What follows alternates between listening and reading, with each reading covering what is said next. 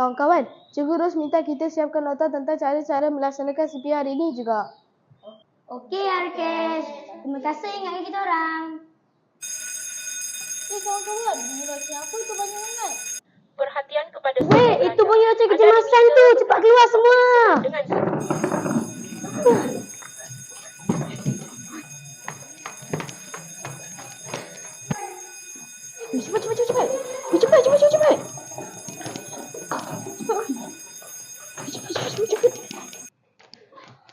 Tolong. Tolong.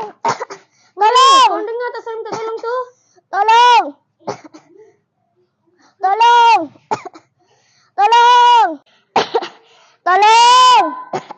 Tolong saya. Korang, tengok tu. Ada orang lah kat dalam tu. tu Adif tu. Cepat-cepat buat dia keluar.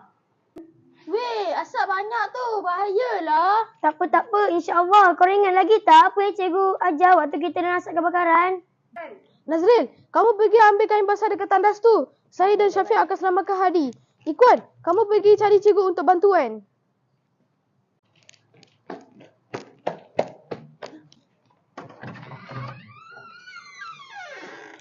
Hadif.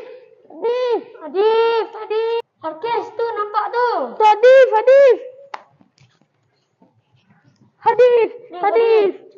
Cepat dia keluar.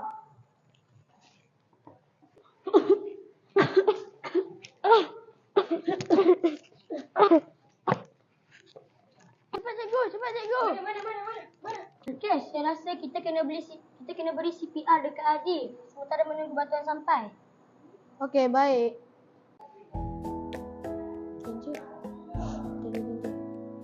Hadif.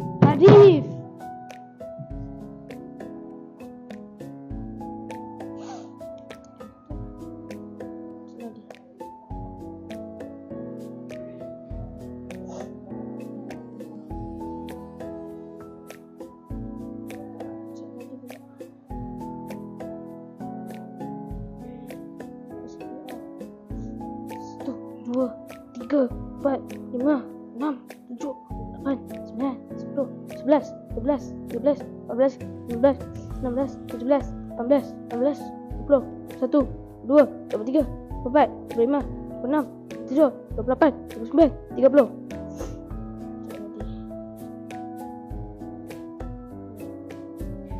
Fik, kamu pula sambung membuat CPR untuk Adif. Okey, baik Arkesh.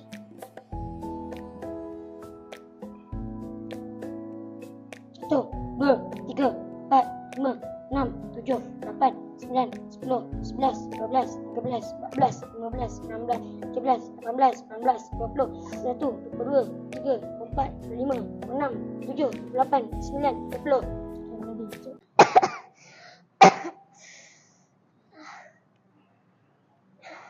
Alhamdulillah, syukur. Sedap pun awak, Adif.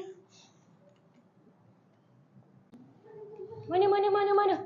Adif. Alhamdulillah. Sedar dah awak. Jom. Ambulan dah sampai dah. Jom kita pergi.